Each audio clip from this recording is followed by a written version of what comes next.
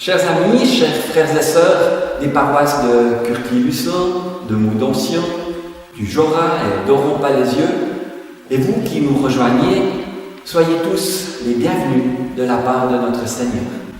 Amen. Ce petit culte ce matin est vécu dans l'église d'Oron. En ce deuxième dimanche de l'Avent, 2 bougies. La voûte céleste se prépare déjà à accueillir les anges qui viendront chanter la naissance de notre Sauveur la nuit du 24 décembre. Les bergers seront là pour les écouter et les moutons aussi. Ce matin, je désire vous faire partager une rencontre de catéchisme sur les animaux. Avec un groupe de catéchumènes, nous allons cette année à la rencontre de la création. On retrouve le lien, l'enchantement, le respect, l'émerveillement que nous sommes en train de perdre face à la nature qui nous entoure. J'ai déjà eu l'occasion de célébrer un culte sur les arbres, et plus particulièrement sur l'arbre de vie, Jésus, notre Sauveur. Ce matin, je désire me rapprocher de nos frères les animaux. Cela peut surprendre d'appeler les animaux nos frères. Et pourtant, ce n'est pas nouveau. Saint François d'Assise, au XIIIe siècle, était habité par cette conviction que toutes les créatures autour de nous étaient nos sœurs. Saint François était un précurseur, un prophète pour notre temps. Pour invoquer notre Seigneur, je vous invite à prier. Seigneur, notre Dieu, loué sois-tu de nous accueillir ce matin pour nous offrir un temps de calme, de confiance, de méditation et de prière. Seigneur notre Dieu, loué sois-tu pour nos frères et sœurs de chaque paroisse, en relation les uns avec les autres mystérieusement. Seigneur notre Dieu, loué sois-tu pour nos frères les animaux, cette fraternité universelle qui vient de toi et nous dépasse. Ouvre-nous à ta présence et à ta parole, par ton esprit. Amen. Laissez-moi commencer par une petite histoire. Dans le petit village de Gubbio, en Italie, un loup terrorisait les habitants du village. Il s'attaquait aussi bien au bétail qu'aux humains. François d'Assise alla trouver l'animal et d'un signe de croix, le calma et fit un pacte avec lui. Les habitants du village s'engageaient à le nourrir si, de son côté, il promettait de ne pas leur faire de mal. Ce miracle dura 2 ans, jusqu'à ce que le loup meure de vieillesse. Cette petite histoire illustre bien une des devises de François d'Assise. Ne pas blesser nos humbles frères les animaux, c'est notre premier devoir envers eux. Mais cela ne suffit pas. Nous avons une mission plus grande encore. Les aider chaque fois qu'ils en ont besoin. En ce temps de l'Avent, saviez-vous que François d'Assise est à l'origine des crèches de Noël ? À Greccio, un autre village en Italie, un ami avait mis à disposition une grotte pour les frères. François lui dit « Cette année, je veux célébrer Noël avec toi dans la grotte. Tu y installeras une mangeoire pleine de foin. Fais venir un bœuf, un âne, et il faut que cela ressemble à la crèche où est né Jésus. » Et la nuit de Noël, François célébra la nativité dans la première crèche vivante. Tous les villageois l'avaient rejoint au milieu de la nuit. Oui, Saint François est plus présent dans nos traditions que nous le pensons. À Noël, l'âne, le bœuf et les moutons sont aussi parfois présents dans nos églises. Durant l'année, il y a aussi un autre jour où nos frères les animaux sont les bienvenus à l'église. C'est le 4 octobre, la fête de Saint François. À cette date sont célébrés des cultes et des messes pour bénir les animaux, Chacun peut venir avec son chien, son hamster, son âne, sa perruche, pour qu'il soit béni par le curé ou le pasteur. Cette année, avec Véronique, mon épouse, et Capsule, notre chienne, nous sommes allés à Payerne, à l'église catholique. Beaucoup de chats et de chiens étaient présents et se tenaient bien sages. De temps en temps, en aboiement. L'invité du jour a présenté la fondation des chiens d'aveugles à Brûle. À la fin de la messe, nous avons été invités à nous avancer avec notre animal. Capsule, viens là. Viens là. Bien. Le prêtre demandait son nom, son âge. Il lui faisait alors un geste de bénédiction avec quelques gouttes d'eau ainsi qu'une caresse. Nous écoutons maintenant le psaume 148. Au psaume 148, à l'image du calendrier de l'Avignon que nous avons reçu, les hommes n'ont pas l'exclusivité de louer le Seigneur. Toute la création rend louange à Dieu. Alléluia, vive le Seigneur. Depuis la terre, acclamez le Seigneur, acclamez-le océans et monstres marins. Et vous aussi, feu et grêle, neige et brouillard, vent de tempête, soumis à sa parole. Montagnes et collines, arbres fruitiers et tous les cèdres. Animaux sauvages et tous les troupeaux, reptiles et oiseaux, acclamez le Seigneur. Roi de la terre, et vous aussi, tous les peuples, les princes, les dirigeants de la terre, acclamez-le. Garçons et filles, jeunes et vieux, acclamez-le. Alléluia, vive le Seigneur. Avec les catéchumènes, lors de notre prochaine rencontre dans 10 jours, nous irons visiter la ferme bio à Palaisieux de la famille Oquenios. Le paysan sera notre guide. Nous découvrirons des poules, des cochons, des chèvres, un chat, un chien, des genisses, des vaches et peut-être un renard ou un chevreuil à l'oreille du bois. Ce sera l'occasion pour les catéchumènes de retrouver ce lien à l'animal. Le voir, le toucher, humer son odeur, lui parler, ressentir de l'émotion. Se rendre compte que nous faisons partie du même monde. Être en relation avec la création nous rapproche du Créateur. Les animaux et nous, les êtres humains, avons été créés le même jour de la création, le 6e jour. Nous avons une origine commune. Dieu a dit ce jour-là, cela est très bon. Les animaux et nous sommes proches. Chaque animal, comme l'être humain, possède des dons singuliers. Quelle merveille! Les êtres vivants ont une valeur propre devant Dieu. Chaque créature est un cadeau. Le pape, qui a choisi de s'appeler François comme François d'Assise, relève également notre lien avec les animaux. Nous sommes tous liés, dit-il. La biodiversité va dans le même sens. Animaux, humains, nous sommes connectés les uns aux autres. Nous sommes dans le même bateau.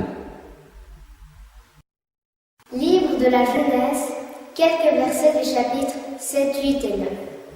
Le Seigneur dit à Noé, « Entre dans l'arche, toi et ta famille, car j'ai constaté que tu es le seul parmi tes contemporains à m'être fidèle. Prends avec toi 7 couples de chaque sorte d'animaux purs et 1 couple de chaque sorte d'animaux impurs. Pour les oiseaux, prends aussi 7 couples de chaque sorte, afin de sauver leur espèce sur la terre. Encore 1 semaine, et je ferai tomber la pluie pendant 40 jours et 40 nuits.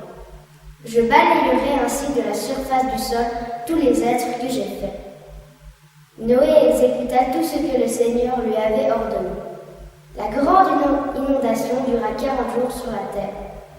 Quand le niveau de l'eau monta, l'arche fut soulevée au-dessus du sol et se mit à flotter. Dès le premier jour de l'année, l'eau était résorbée sur la terre. Alors Dieu dit à Noé, « Sors de l'arche, ainsi que ta femme, tes fils et tes belles-filles. Fais sortir aussi toutes les bêtes qui sont avec toi, toutes les espèces d'oiseaux, de grands et de petits animaux, qu'ils se répandent sur la terre et qu'ils s'y multiplient. » Dieu dit encore à Noé et à ses fils, « Je vais faire alliance avec vous, avec vos enfants et avec les enfants de leurs enfants. C'est aussi une alliance avec tous les êtres vivants qui sont autour de vous, avec les oiseaux, les animaux domestiques ou sauvages, ceux qui sont sortis de l'arche et tous ceux qui vivront à l'avenir sur la terre. L'arc-en-ciel est le signe de l'alliance que je fais entre moi et tous les êtres vivants qui sont sur la terre. »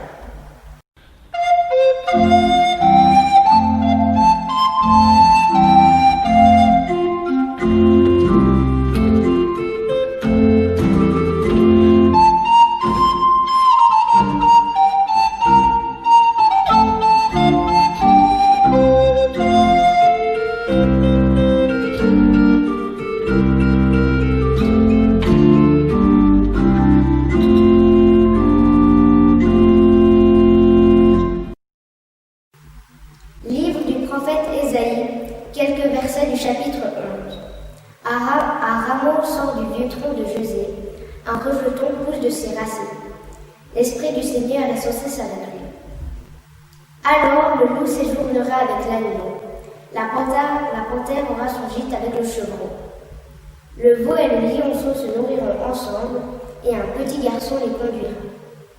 La vache et l'ours se lieront d'amitié, leurs petits seront couchés côte à côte. Le lion comme le bœuf mangera du fourrage. Le nourrisson jouera sur le nid du serpent, et le petit garçon pourra mettre la main dans la cachette de la vipère. On ne commettra ni mal ni dommage sur toute la montagne consacrée au Seigneur, car la connaissance du Seigneur remplira le pays aussi parfaitement que les eaux recouvrent le fond des mers.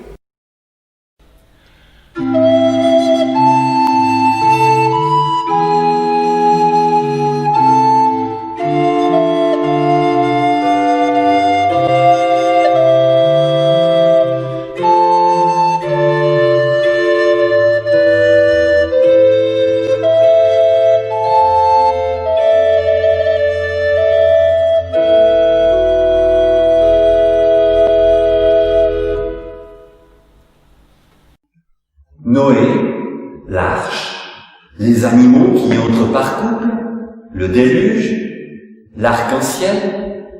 L'histoire est archi connue, trop d'ailleurs. On l'a mis d'un œil distrait, croyant la connaître par cœur. Quel dommage. Le récit commence avec le mal. Le comportement des hommes est tel que Dieu ne voit qu'une solution, tout anéantir et tout recommencer. Par la faute de l'homme, la terre entière sera détruite. Quelle actualité! Mais Dieu est le Dieu de Jésus-Christ. Déjà, il choisit de sauver l'être humain et de sauver les animaux. Dans cette histoire, les animaux ne sont pas là pour faire joli. Les animaux sont là parce que Dieu les respecte et les aime. Il les a créés avec soin 6 chapitres plus tôt, le 6e jour, et il tient à eux. Tous les êtres vivants ont une valeur propre devant Dieu. Alors il décide de les sauver de la folie meurtrière de l'homme. Comme Dieu avait demandé à Adam, le premier homme, de nommer les animaux et de prendre soin d'eux, il demande à Noé de faire une arche qui puisse accueillir ses frères et sœurs, les bêtes. Noé va devoir aussi préparer de la nourriture pour tout ce monde. Il aurait pu faire un petit bateau pour sa seule famille, mais Noé obéit à Dieu. Il ne retient pas sa peine pour que les animaux eux aussi puissent être sauvés. En notre 21e siècle, nous sommes dans une situation semblable. La 6e extinction de masse est en route. Comme Noé, nous avons la responsabilité de sauver nos frères les animaux, en même temps que nous-mêmes. Dieu nous les confie. Et j'aime la fin de l'histoire de Noé. Dieu fait alliance. L'arc-en-ciel est le signe de l'alliance de Dieu avec Noé et sa famille. Mais pas que. Cette alliance déborde le genre humain. C'est une alliance avec tous les êtres vivants. Les oiseaux, les animaux domestiques ou sauvages, ceux qui sont sortis de l'arche et tous ceux qui vivront à l'avenir sur la terre. Dieu ajoute, l'arc-en-ciel est le signe de l'alliance que je fais entre moi et tous les êtres vivants qui sont sur la terre. On ne peut pas être plus clair. Oui, l'alliance de Dieu concerne toutes les créatures. Les alliances de Dieu sont nombreuses dans la Bible. Jésus nous offre la dernière, la définitive, celle qui surpasse toutes les autres, celle avec laquelle tout est accompli. Il n'y a rien à ajouter. Une nouvelle alliance pleine et efficace. Une alliance toujours valable aujourd'hui. Le prophète Ésaïe exprime la venue de Jésus avec l'image du rameau sortant du vieux tronc de Jessé. Ésaïe décrit un monde où il n'y a plus de violence.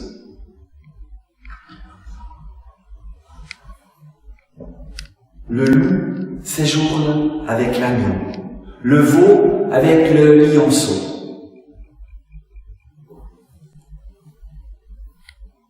On le voit, les animaux sont aussi associés à la nouvelle alliance. Le salut offert par Jésus-Christ est aussi valable pour eux. Et je me réjouis. Les animaux sont destinés à être sauvés, comme ils l'ont été une première fois avec Noé. Seigneur, tu sauves les hommes et les bêtes, dit le psaume 36. Martin Luther, le célèbre réformateur, n'envisageait pas un ciel sans son fidèle chien Tölpel. Au début de la messe pour les animaux à Payerne, le prêtre a commencé avec une citation d'un livre.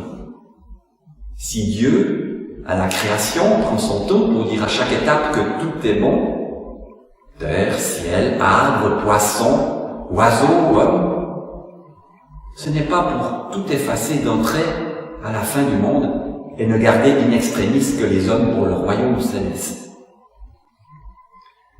Cette conviction ne date pas d'aujourd'hui. L'Église celte au nord de l'Europe, dès le VIe siècle, était elle aussi convaincue que Dieu, dès le début, avait destiné toute sa création à la résurrection. Nous avons vu au début de ce culte que saint François d'Assise parlait aux animaux. C'est pour le moins curieux. Que pouvait-il bien leur dire?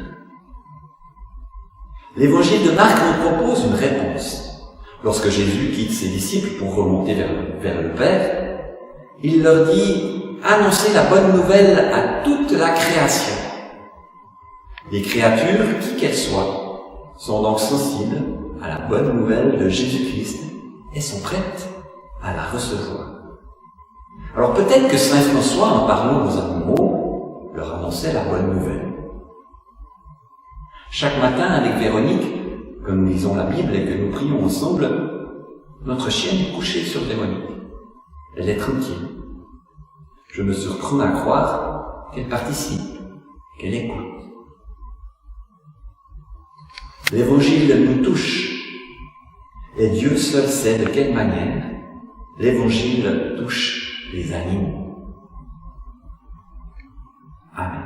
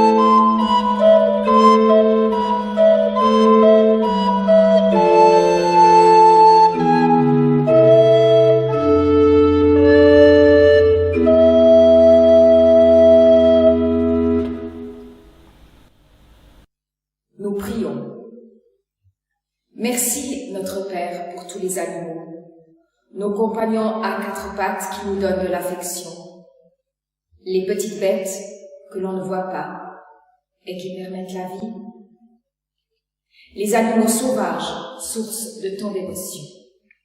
Merci pour ton alliance avec toute la création. Seigneur, aide-nous à prendre soin de nos frères, les animaux. Grâce à eux, on entre en relation avec toi, le Créateur. En ce temps de l'Avent, tu recrées le monde. Prépare-nous à t'accueillir. L'attente est particulièrement longue cette année. Nous avons besoin que tu viennes te lever dans notre cœur pour nous partager ton amour et ta tendresse. Amen.